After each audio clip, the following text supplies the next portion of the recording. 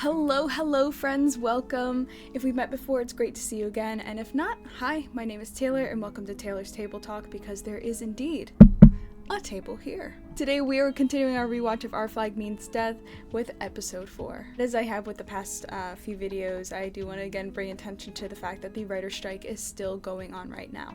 And I will just keep saying it again and again, we would not have any of the TV shows, any of the movies, any entertainment media without writers, and it is actually insane to me that these networks and streaming services are not paying writers what they deserve. So please support writers during this time in whatever way that you can. One of the best ways to do it is honestly just to talk about it and to continue to bring awareness to the fact that the strike is happening and why the strike is happening. But now, with all of that being said, let's move on with the rewatch. But first, we need the mood lighting. Works every time. Alright, I am so excited to get this one going now that we have Blackbeard in the picture. I'm so excited, so let's do this. Without further ado, this is Our Flag Means Death, Season 1, Episode 4, Discomfort in a Married State, written by Eliza Jiménez Cossio, and directed by Nacho Vigalondo. Cheers. So I have to marry a complete stranger? Well, yes. He's not some derelict. He has money. I thought that when I did marry, it could be for love. Peasants marry for love. You shall be that for each other. For eternity. Terrifying. We've purchased something for your big day. A gift. Oh! Huh. Great! Yes. Wow. Such great gifts. Don't play pirates with them. They'll have nightmares again. I'm the greatest pirate that ever lived. Miri, we were just playing pirates. Oh.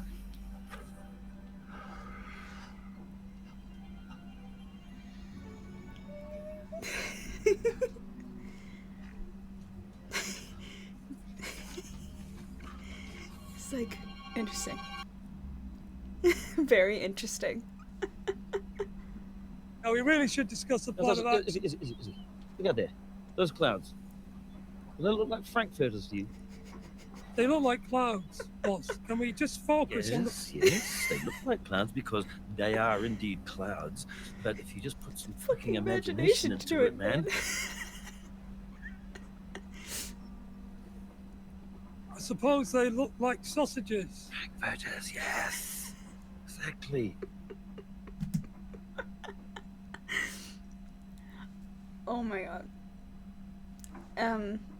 Thinking back to my first time of watching this episode, I learned so much from just this little interaction right here. This told me pretty much everything I needed to know. What do we got here? Well, the ship sustained some damage in the crossfire, and the crew is completely useless. Lucius! Bottom of the barrel. Lucius is not doing shit. He's history's most brilliant tactician. I wonder if he'll recognize me. You know, I thought he'd be taller. Oh, yeah! Woo! Hello, everyone, I'm Blackbeard. Huge fan, sir. Huge. Well, that's lovely, but you don't need to say sir, all right? It's just Blackbeard. Yes, sir. Blackbeard, sir. Nice to meet you. Look at this bunch of wild characters on the high seas. Izzy, come here, they've got a bird guide. This thing. Carl! Carl conveys his warm regards, Cap. Carl's the bird. Carl's the bird. Carl's the bird. Sorry, sir. Blackbeard, sir. I was just wondering if we're going to be able to live or die. Right! Come on! Blackbeard has business to attend to! Oh. Look at that. What is it? It's a painting Oh my god. of the lighthouse Mm-hmm. from our wedding. Yes! We are to be lighthouses for That's each other, right. remember? Yes. Yeah. And the children did that. Steed. You did? Yeah. Yes. Absolutely. Well, you can tell. You're such a train wreck. Break the monotony? Our life feels monotonous to you? No. No, it doesn't, does it? I just think that why waste our time here day after day doing the same old thing? I do find it a little funny because I do think Steed's initial plan was to just like go out onto the seas with his family. I don't think Steed's very initial thought was, let me just propose this, but I'm gonna go be a pirate anyways. I think becoming a pirate just sort of, it kind of just happened because he's like, well, I'm still having this ship built, and my family doesn't want to come with me, but I still want to do this, and why not become a pirate while I'm at it? I think that was somewhat the thought behind everything here. But I just find it funny that Steed thought that this would be the right time to go bring him, his wife, and his 2 children out onto a boat on the high seas during a time of all this pirating and with all the different navies happening. Like, was this the most ideal time to bring your whole family out in the ocean? And you don't even know how to sail? And no one else does either? Like, was he still going to hire a crew and things? Like, I have questions. Like, what was his plan if Mary for some reason said yes? And what was the reasoning behind thinking that this was a good idea in the first place? It's not me to say that I blame him, or at least, I mean, I blame him a little bit for abandoning his family like he does.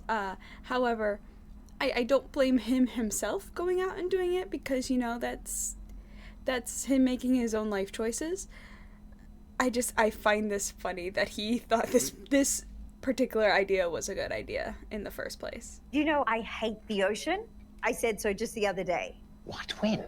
When we were standing by the fucking ocean! I don't want a boat, Steed!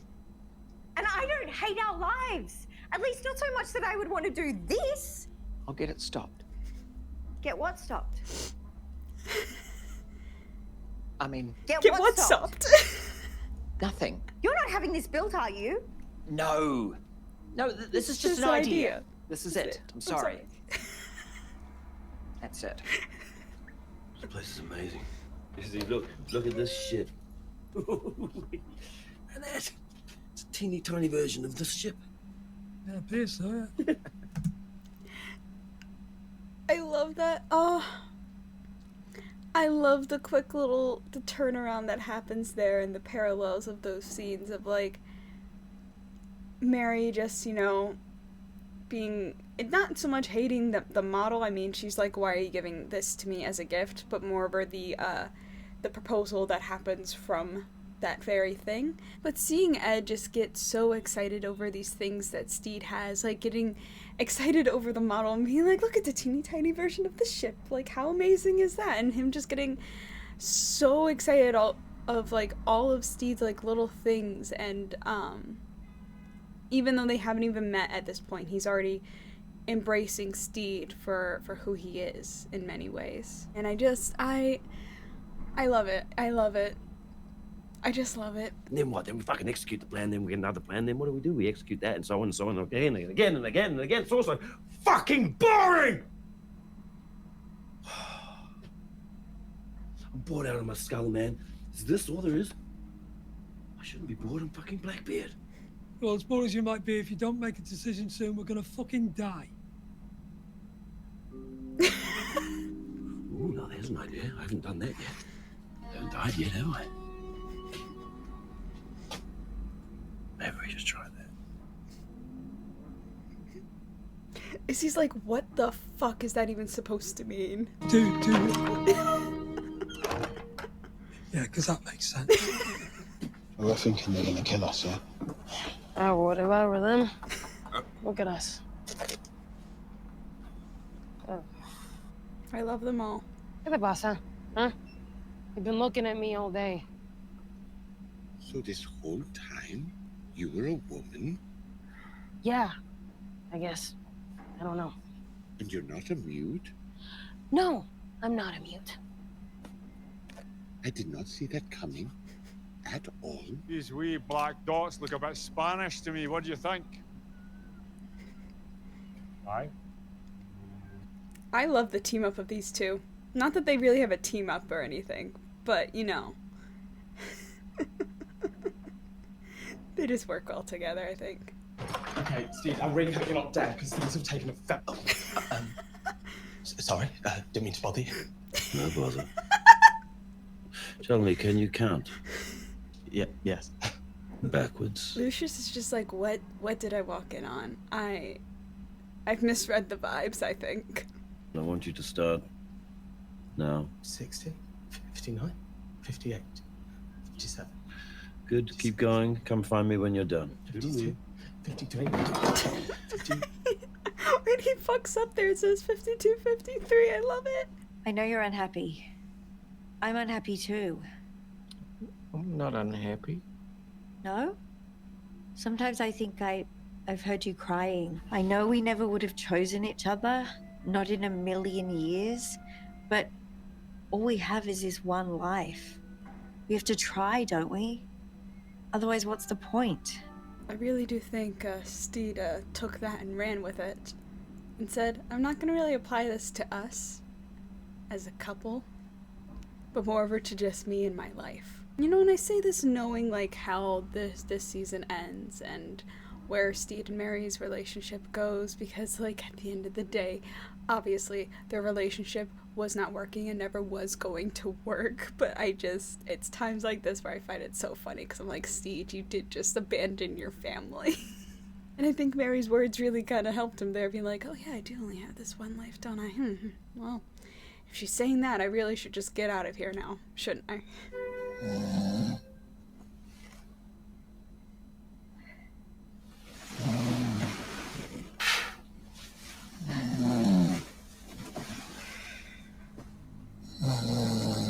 Give it up for Reese Darby and his skills of sound effects. Dearest Mary, you deserve happiness, as do I. You're quite right. Just left a letter. Fond regards, Steed.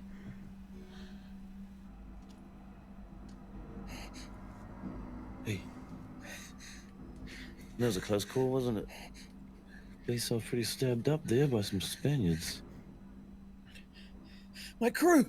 The crew's okay. They're fine. You need to relax. You gotta take it easy, otherwise your guts will start popping out all over the place.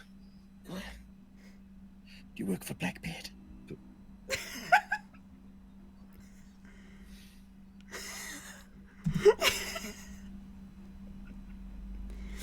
Two things. One, Ed really is, I think, just taken aback by that, and then he's like, fuck it, I don't have to be Blackbeard right now. But I think he also has a very intrinsic thought of, I mean, he even says it like right after I'm going to be saying this, but you know, he really goes intrinsic there for a second of just, well, yeah, I do, I suppose I, Edward Teach, do work for Blackbeard, who is also me. But I guess I do work for myself now, don't I? And for this persona I made. I thought about it like that, yeah. Suppose I do work for Blackbeard. I'm Ed. Steed. I love that, how they meet. I mean, they've already technically met before, but now that they've been able to meet and Steed's in a more coherent state. Of course, Ed is Blackbeard and Blackbeard is Ed. Like, they are the same person. They're not two separate people. But I love how Ed and Steed meet in terms of they just meet as Ed and Steed. It's not as, like, they're pirate personas or in some combative way in that sense that it's just, they're just two guys meeting. And there's no, like, hierarchy of status or anything on that. And Ed just felt comfortable being like, you know what? Yeah, I'm Ed, and that's all I'm going to be to you right now, and we're gonna just see how you feel about just meeting Ed and not knowing that Ed is also Blackbeard. Hey, are you still Jim? You know, on account of you being a lady now. Haven't really thought about it. Oh, she's not Jim. What kind of a name is Jim for a lady? My uncle's name is Margaret. Margaret's kind of an either-or name. I think Jim's strictly for dudes. If you're not going to be Jim anymore, can I be Jim? Sweet. He probably thinks I'm a fool, that Blackbeard. I'm a terrible pirate. Oh, come on. You have most of the pirates I know. They're dead. So you're doing a hell of a lot better than them. Logic. You're a good man, Ed. How long have you been on his crew? Oh, long enough. Too long, maybe. To be honest, I'm thinking about packing it all in. It can be a bit of a grind. Is this silk? Oh, no, that's actually a rather exquisite cashmere. Rather exquisite cashmere. The song! You fancy a fine fabric? I think maybe I do. I've had a few secret passages built into the ship. You know, just for fun. Okay, into Just for fun. Winter jackets. Autumn vibes. Summer Summer linen. linen. All of this is yours. Afraid so. I'm a bit of a clothes horse. Oh, I've been looking for these. Fab.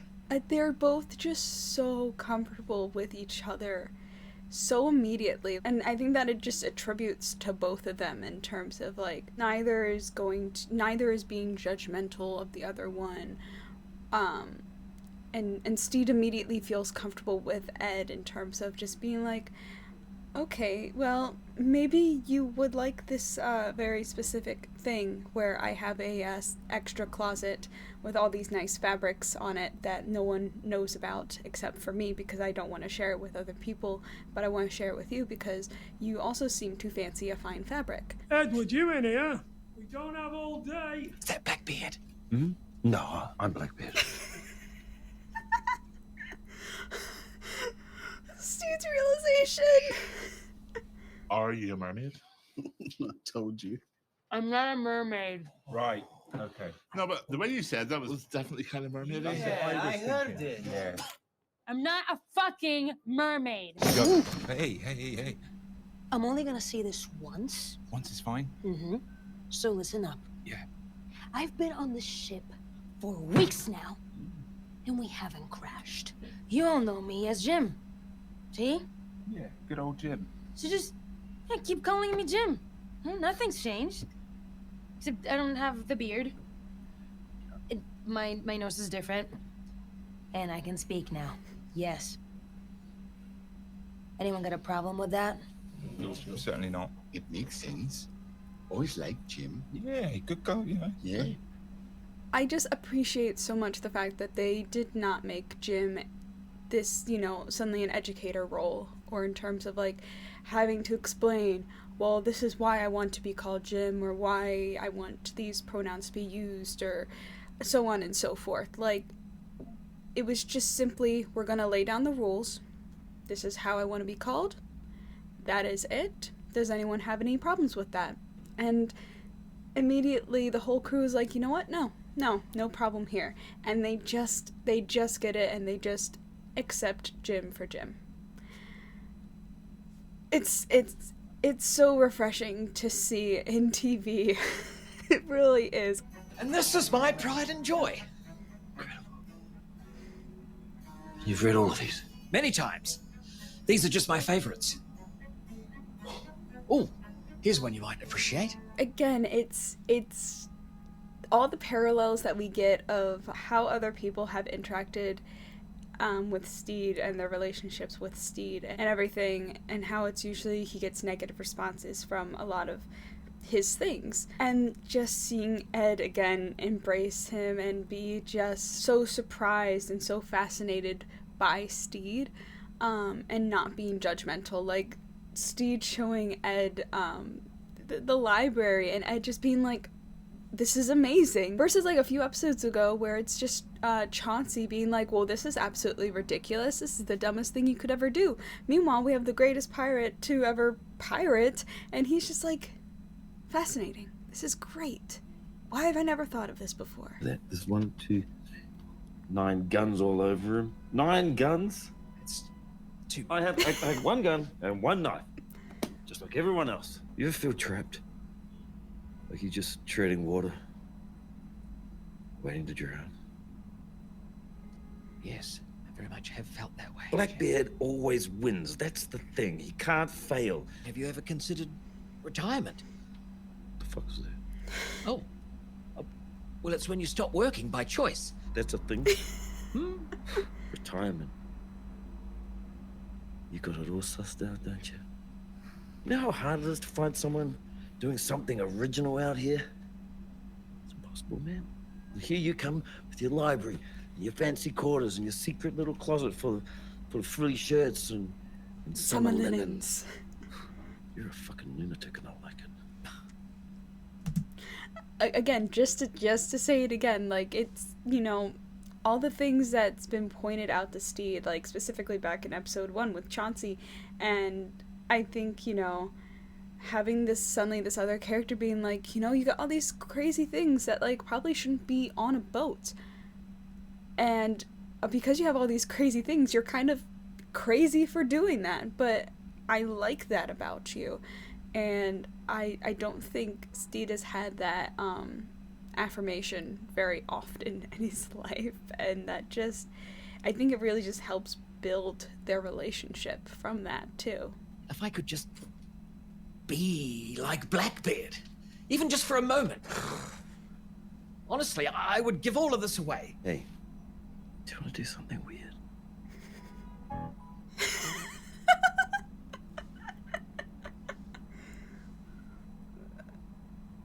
I love him.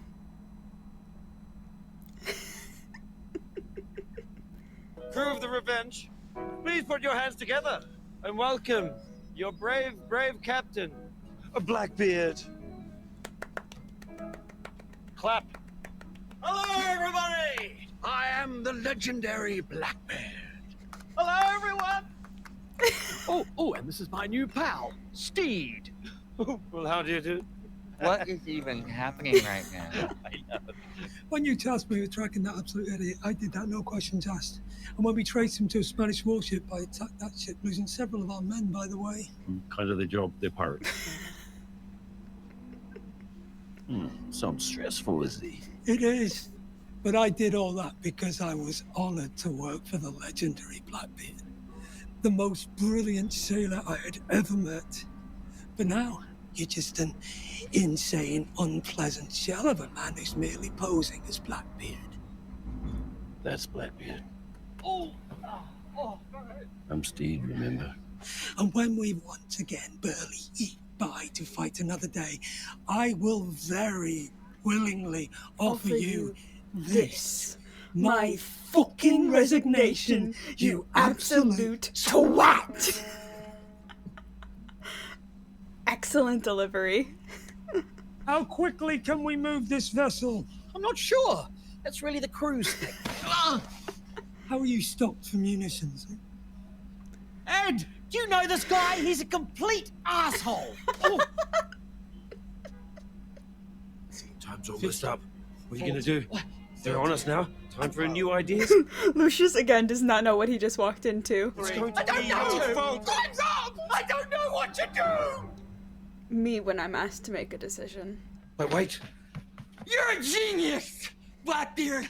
I knew you'd save us. What? Quite simple, really. The color of this morning's sky, coupled with the brisk westerly wind, made me think we'd be safe. And then the shape of the clouds confirmed it. Frankfurters. Master tactician. For it is September 2nd, and tonight's a full moon. So lift anchor and let the ocean current drift us into the warm embrace of safety. It's September the 1st. Fuck, no, it's not. He's right, it's the first. The full moon's tomorrow. Never got to see the world. It's a bit of a letdown, to be honest, mate. It's just kind of rocky and flat. Rocky and flat. Something like being eaten eaten by a tiger, or massaged to death by mermaids, or belly flopping into a volcano. Well, technically, you're supposed to avoid lighthouses, so you don't crack up on the rocks. I never really thought about it that way. No one does. We need to be a lighthouse. They are but one brain cell. Just gonna throw enough light? Should do. Yeah. We love crafting. Take a swig. Yeah? Don't swallow it. Okay. Just blow into those flames there. Careful of your face. Do it there! Give it a go now! Go! That's it. Mira.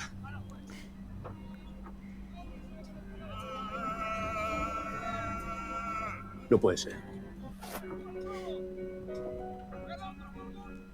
Has vuelto a ganar, Barba Negra. Yes, guys. Yes! Fuck yes! Yes! We fucking did it! Looks like we're gonna live after all. For a little while longer, at least. Do you think I can go back to being mute? Hey. Try this. Ship stores are loaded with it. Had to get rid of some gunpowder, but I think it was the right move. I should take a leaf out of your book. Learn to live the high life. I could take one out of yours. Maybe I'd live a little longer. If you were to show me the ways of an aristocrat, I could probably show you a thing or two about being a bloodthirsty pirate. Wouldn't that be something? You serious? It's the most fun I've had at sea in ages. Agreed.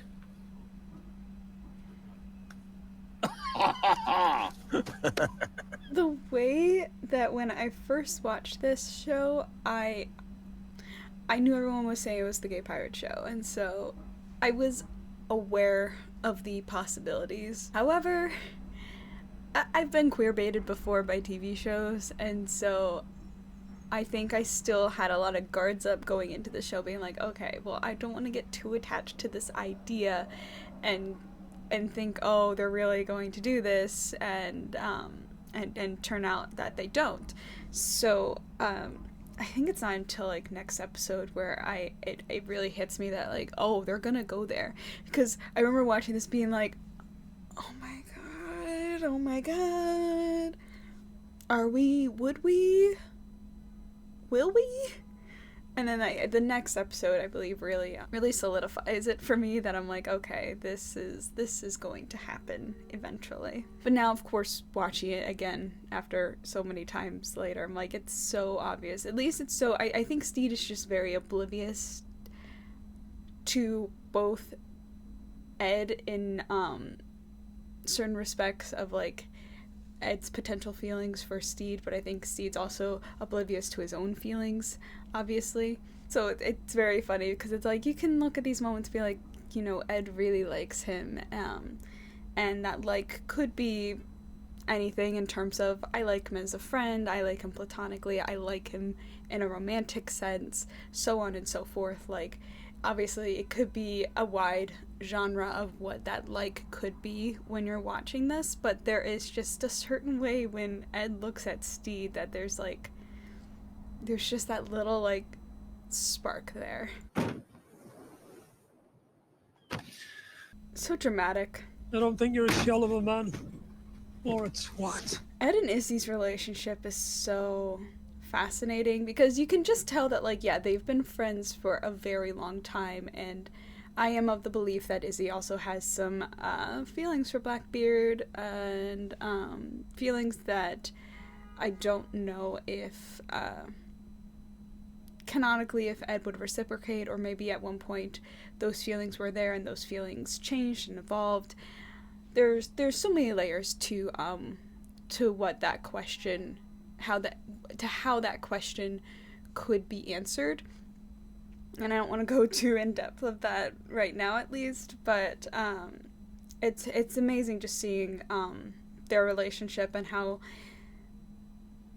just in like 2 episodes pretty much we've seen like that relationship and that dedication that Izzy has to Blackbeard, And I think in many aspects, Izzy wants the best for Blackbeard, not so much for Ed, because I think Izzy does almost see them as two different people in that way. And as we watch later on, like, we know that Izzy's dedication lies in Blackbeard and in that image that he has of Blackbeard. But you can definitely just see that there's just such a strong bond and relationship, and that they really have been through a lot and with each other for such a very long time. And even in this, it's like, you know, Ed does, I think, care about Izzy in many ways. He's like, yeah, I don't want Izzy to leave. I'd rather him stay. And I think in many ways he's trying just to keep that person that's been with him for so long and been dedicated to him for so long, and has been a friend to him for so long too. But yeah, their relationship is so interesting and so fascinating to watch. It'd still be identifiable as Blackbeard. Well, he's wearing Blackbeard's clothes. He's on Blackbeard's ship. What happens to you? I'm not even here. My name's Stede Bonnet. I'm a wealthy landowner. Of course, the crew would need a new captain. Someone who really knows the ropes. I need you here. Edward! You still got it. I know.